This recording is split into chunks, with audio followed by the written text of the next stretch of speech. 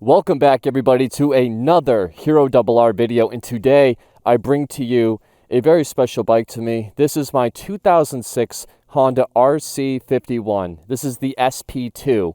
If you guys don't know much about the Honda RC51, Honda produced this bike from 2000 to 2006. In 2002, they released the SP2 version, and in 2000 and 2001, it was the SP1.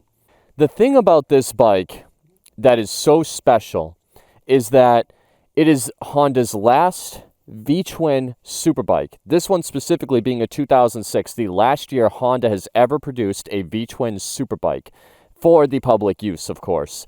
And not only is it a V-twin superbike, but it's a V-twin superbike with racing pedigree, bikes that won championships. And not only that, but this bike has features on it that make it more special than the average Honda bike, especially from the early 2000s. For instance, this bike has gear-driven cams, which sound amazing, along with that big, beefy V-twin engine that also sounds super glorious. Here, take a listen right now and tell me what you think.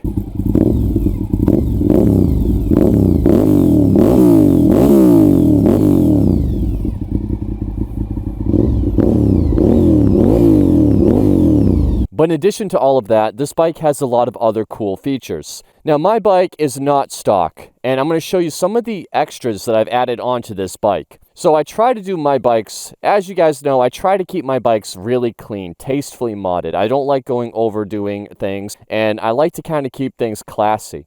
And I think I've done a great job with this bike. So right away in the cockpit, as you can see, we have some HRC socks, which were given by my good buddy Matt. And I think it really does look good on the bike. And that's not a mod, I know, but I just wanted to call that out. I also have my key tag here, the HeroRR one, and a little RC51 right there. But for mods, let's get right into it. So, of course, not really a mod, but I have my cell phone holder right here. This is the quad lock. Works really good here, has the damper. Excellent. I'm going to stand the bike up real quick and just show you. I have right here a gear indicator, so let's show you that. 1, 2, 3, 4, 5, 6. Boom, right there. So let me hop off the bike real quick just to show you some of the other stuff. First off, let's go to the front of the bike.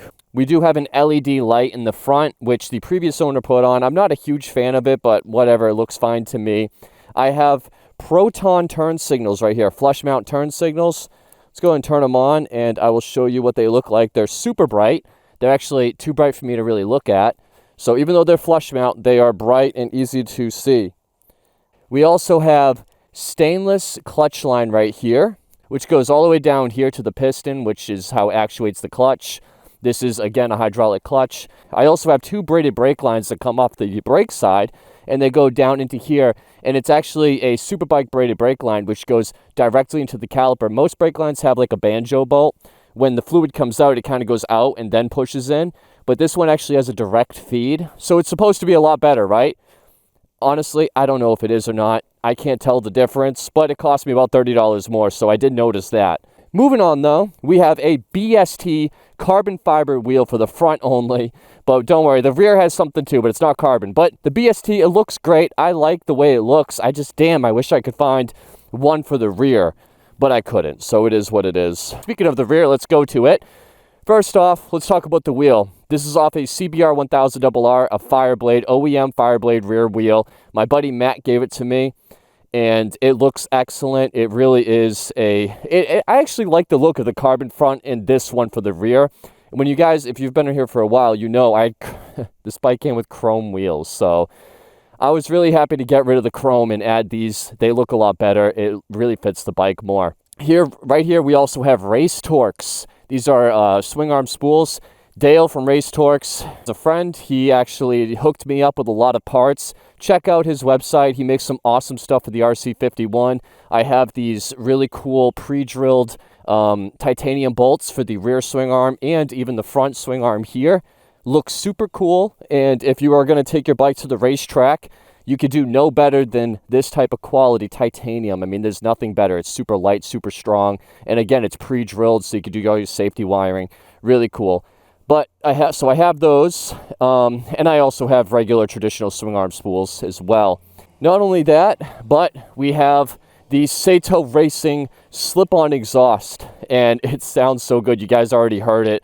But this is the bonsai mounted slip-on exhaust, which looks fantastic. It's up, as you can see, it's up into the tail as much as possible. Looks really good. I like the aesthetic of it. Usually the bike has them go straight down. There are some downsides to it, but looks-wise, it's all upsides, and sound-wise, it's all upsides. The only thing I don't really like about it is sometimes my heel hits the pipe right there, but it's not a big deal. Here I have a fender eliminator kit. Just kind of keeps that big bulky fender out of here, so it's all nice and tucked away, nice and clean looking. And I also have these custom LED tail lights. This is a Hot Bodies rear fender eliminator, but I ended up modifying these LED lights. Let's see, so you can see they are super bright. And the good thing about those is I actually have a video on how I did it, but they definitely are a lot safer than the ones that came with Hot Bodies, and the turn signals are also integrated into that as well. Next, I'm going to show you guys into the trunk. I don't have a lot in here. The trunk is pretty gross looking. I should have painted it when I had it all apart, but this is the Hot Bodies. When I bought this bike, it had a lot of weird splicing in the wiring. Nothing spliced into the OEM wiring, but I went ahead and fixed everything I could, wrapped everything up all nice. Just try to keep everything as clean as possible. It looks a million times better than it used to. I have right here, as you can see, a Power Commander 5, which is extremely nice to have because I have a custom map that the previous owner actually put on for the exhaust. So that's nice to have. Put this Solo seat cowl back on. I also have underneath the seat here a anti-gravity lithium-ion battery. Expensive. Those lithium-ion batteries, guys, you can do no better. You can absolutely do no better. So, now the thing about the RC51 that I love so much is that it is so unique. It is a special bike. You feel special when you ride it. People see your bike and they'll give you thumbs up, they'll wave, they'll turn their heads. It's a cool bike because you hear it, and if you're not somebody who knows motorcycles, you'll think, is that a Harley or is that a cruiser? Because most sport bikes, they sound, they're rev happy. They're inline fours, so they're more like the 600 or the BMW that I have. But this, it has a really, really deep burble to it. And when you hear it coming, you think cruiser, big muscle bike, and you see a super bike, a super sport looking bike, and you're like, what the hell is that? And when you look at it in this beautiful black and gray color scheme that Honda did, they only did this for the 2005 and 2006 model year, and this is all 100% OEM fairings. And the bike itself just looks so clean. I mean, and not only that, but some things that you notice right away with this bike. First off, we have these side-mounted radiators. Honda put, just like the VFR, Honda has one on this side, and if we go over to the other side, we can see another one right there. So another mod that I installed that I forgot to mention is I have Spall pusher fans. And what they look like is, you're not going to be able to see them because they're on the other side of these radiators. But I have a button right here with a manual override switch. So the OEM fans will suck in air, but these ones push it out. And it makes such a big difference. It allows this bike to stay so much cooler during traffic. And I could just sit it right here. I hit this button. Oh, and you can hear it pushing out that air. It's so powerful. I have two of them, and I was able to wire in this switch from a member of the RC51 forum. They sold to me one that goes right to the relay, no splicing or anything like that. I got the switch. It cost a lot of money to get all this stuff OEM and clean looking, but it's all reversible and it's all nice looking, and it was so worth it. This bike, when I first got it, ran so freaking hot. It was so hot, and this absolutely transformed it. All the mods I did, that was the best mod. If I had this bike completely stock, I would still do that mod. One other sort of reliability mod I did for this bike was coil unplugs design. I have a video of me showing how I did that. You can't see it, but basically I was able to do the coil unplugs from a 600RR onto this bike, which helps improve the reliability just a little bit for the Spark. You have that black color scheme, and I love the pop of red the RVT gives you. Just that little pop right there. It looks so much better in real life than on film. I'm looking at my camera right now, and at the same time, I'm looking at the fairing, and the red looks so much better in person. A million times better in person than the camera. And of course, the pop of red you see on the 1000 with the R right there on the tail as well. And you have a little hint of red on that rear spring down there as well. So this bike just has so many... It's such a good, clean design with the black. It's all blacked out, but then you have a little bit of silver there. And even the Sato Racing with the yellow right here, or the gold, or the brushed, whatever, it kind of matches the brake calipers as well. And the brake calipers match the fork tube. And, of course, the magnesium engine cover. So it's not all blacked out. But I kind of like it that way. I kind of like how there's some details to it. It kind of adds lines.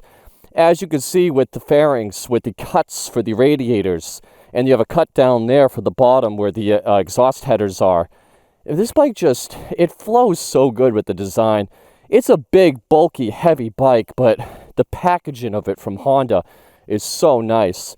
And then the big, giant headlights with this massive air intake right in the front there to suck in as much air as possible. So cool looking. It's such a cool looking bike. Oh, and I also forgot, I do have an MRA lightly smoked windshield, which looks also fantastic. Love the look of that. And then this fuel tank. One thing I never really hear people talk about is the fuel tank. And the tank, I know it might sound stupid, oh, it's just a fuel tank. But the way that this thing is, the width of it and these cutouts for your legs, this is one of the most comfortable fuel tanks I've ever felt. And I know that sounds stupid, but for you seasoned riders out there, you know what I'm talking about. The way your legs grab the tank, it gives you a good feel of the bike, and you can hold your legs right perfect on the bike. So I actually really like the design of that fuel tank. The tail is big, but it fits the bike. I mean, if it had a skinny tail but this big beefy front end, it would look weird. Overall, everything fits together really good. And although it's dated, it doesn't look like a brand new bike. It's not something like the HP4 that looks modern. Even the 600 I have still looks modern. This one looks a little bit older, mostly with the tail. You see the tail and that gives it away. But I like it. I like the classic look of this bike. So I've owned this bike now since 2018, 7 years with this bike. And it's given me a lot of great memories, some sad ones too. I did have an accident on it one time, and it cost me some money. I hit a turkey, actually in this very forest, and that sucked. But I repaired it all, went completely OEM. Every single thing that was damaged got replaced. You would never know it was in an accident unless I told you. It was a low-speed accident, and again, the only damage really was on this fairing, and I believe the exhaust and tail, and I replaced everything OEM. Except for the exhaust, of course. I just replaced the clips. This bike has never let me down. It did. It did one time. I was riding it, and it did die on me, and I wouldn't start again. But it wasn't the bike's fault. The previous owner did a soft rev limiter delete mod. And basically what that is, they basically did a connection into the ECU, which allowed them to bypass the soft limiter that the bike comes from the factory. It's a very common mod, many people do it, but the previous owner used a really cheap, crappy connection, and it died, and of course it was going to like the fuel pump or something like that, so when it died, the bike wouldn't start, and there we go. But once I figured it out, quick fix, never a problem ever since. Was not the bike's fault, just some jankiness from the previous owner that I was able to resolve. But the bike, other than that, starts every time I want it to start, runs great, it has good power. Actually, you know what? Let's talk about the riding experience. Let's go ahead and take this bike for a ride, and we'll go over the good and the bad with this bike. All right, so riding the RC51. I'm going to go off the line real quick here, and I'll say this about riding a bike like this, guys. It feels different than any other bike that you're going to ride. Most super sports don't feel like this bike. Right off the line, some good torque, but it's not too overwhelming. It's not like a liter bike at all. Even though it's 1000cc, it's a V-twin, it's not like a regular liter bike. The handling, it handles pretty damn good. I mean, this bike weighs, what, 480 pounds? And even though this bike weighs about 100 pounds more than the modern super bike or super sport, it really doesn't feel like that much heavier. I mean, you do feel the weight when you are sitting around at low speed maneuvering, moving around the garage. Yeah, you feel the weight. Like, you know it's there. It's like, okay, that weight does exist. But out here on the twisties, hitting these corners, dancing back and forth with the bike. Again, that gas tank, I love the way I can like grab the gas tank with my leg so easily. It's just a super bike feature that a lot of these bikes don't have. And the bike overall, like the handling's really good. I don't really push it on this bike because I'm scared to death to damage it. But it is a fun bike to tackle in the twisties. Suspension is a little hard. For these bumps, I feel every bump. And yeah, but to be honest, all super sports, super bikes, I kind of feel the bumps like this. It's not any worse than one of those bikes. The real story with the RC51 is the engine and the weight. Those are the two things that make you think about this bike that makes it different than all other bikes. And the reason why it makes it different is because the engine is going to have different power characteristics than most super sports and super bikes out there. Most sport bikes are inline fours. Any 600 or 1000 is basically an inline four. Because of that, with an inline four, you have the peaky high-end, top-end power. But with this bike, it keeps pulling, but it never really hits. Even at the limiter at 10,000 RPM, I mean, it has good pull. It's very, very linear. All the way. This is the most linear power band I think I've ever had in my life. Like, the power you feel from 3,500 RPM to 5,000 RPM is so similar to the power you feel at 6,000 RPM to 7,000 RPM. At least the torque. Maybe not the power, but the torque. And because of that, you don't rev this bike out that much. You kind of just lazily truck it along the twisties. You'll just be in the twisties, you'll be in third, second gear, and you're at whatever RPM, and you're just like, you know, just not even shifting. You're kind of just moving around, and it's fun. It has power. It has the torque you need to get out of the corners. And very rarely I'm like, oh, I'm too high of a gear. For the most part, I'm always in like a gear that works with this bike, which is good. I mean, it really makes it kind of easy to ride in the twisties. I mean, in the twisties, this bike is actually, you can tell Honda really tried to set it up well for the twisties. And, you know, excellent work, Honda. It's comfortable in the twisties. I'm lucky. I'm very, very, very lucky to own such a cool bike. And actually, can you guys hear? I'm going to just very gently give it some throttle so you can hear it. Listen to that gear-driven cam.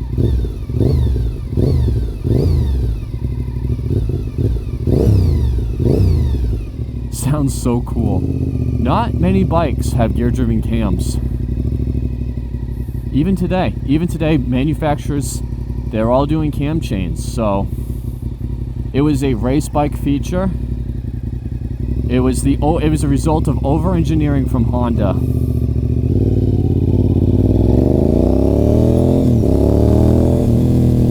Like I said, if you want to give it the gas and you want to ride it aggressive, the bike, it does well. I do no justice riding this thing. This bike, it's kind of easy to ride in the twisties, but I would consider this an advanced level bike. I mean, the clutch feels so good.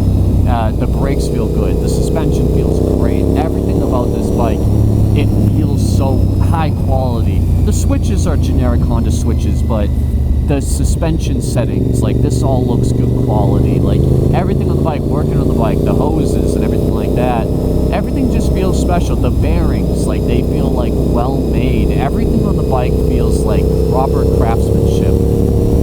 This bike is a reminder that at one point Honda was king. And at one point, Honda was just so innovative and cool, and it's gone now. And I don't think a bike like this will ever exist again, especially from Honda. But look, at the end of the day, like this bike, it beats you up to ride it. This bike is almost gone to the point now where, like when I got into my accident with this bike, I was able to find the last set of OEM bearings to put back on it. They discontinued them. I got the last ones. At the end of the day, I'm not a collector. I mean, I would like to be a collector. I wish I was Jay Leno and could afford all this stuff and have a mechanic that takes care of everything. And that would be awesome. Of course, that would be awesome. But just as a regular guy trying to make it through life, it's tough to own a bunch of bikes, especially when you don't really use them. It's a sad reality of it, and I've thought about possibly parting ways with this one. And it sucks, like I don't want to, but in 7 years I put 2,000 miles on this bike. I average 200 miles a year on it, 300 miles a year. Like it's I don't know, maybe it's time to say goodbye. But I am thinking about getting heli bars for it, trying a different bar position and see if that brings back some love for this bike and makes me want to ride it more. Because it really is the bars. The bars are just too damn exaggerated. And again, it's not Honda's fault. Because they did that, it's such a fantastic bike to ride in the twisties. But overall, it's just too exaggerated. And I just don't ride it enough. And I hate having something I don't ride. It's such a cool bike. But I don't know, like, what do you guys think? Maybe I'll try the heli bars out, see if that brings some love. I'm not sure how high I can get, though, because it looks like this clutch reservoir might be bumping the fairing if I went higher. So, I don't know. I don't even know if they have heli bars for this. I don't even know if I can really change that up. I might be kind of stuck with it the way it is.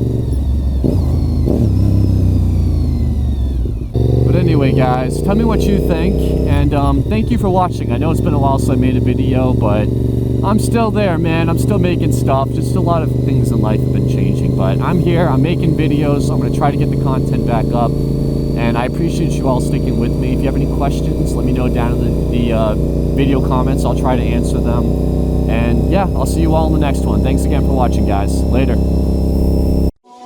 Sick news, pull your little arrows out. Let me live my life, the one I'd better lead. All the plans of fantasies and we looked at them 11 ways. You said, look.